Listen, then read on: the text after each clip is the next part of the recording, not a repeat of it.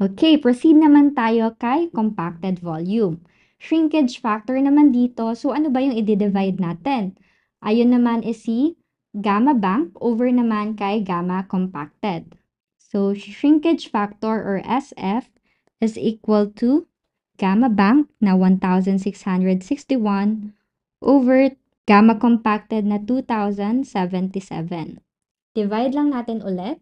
Ang makukuha naman nating values ay 0.7997 or 0.8 na lang. So now na may shrinkage factor na tayo, kaya na rin kunin si compacted volume since si bank cubic meter mo ay nasolve na natin kanina, which is 415,310.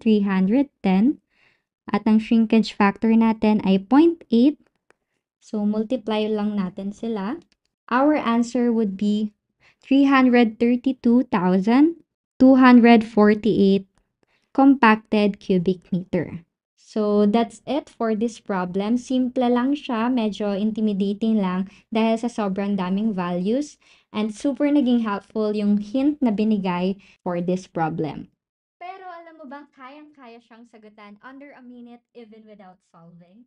You just need your common sense.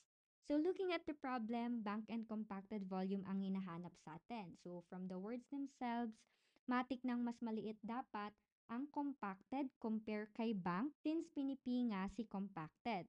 So look at your choices. May eliminate mo na agad si A and B because they cannot be equal.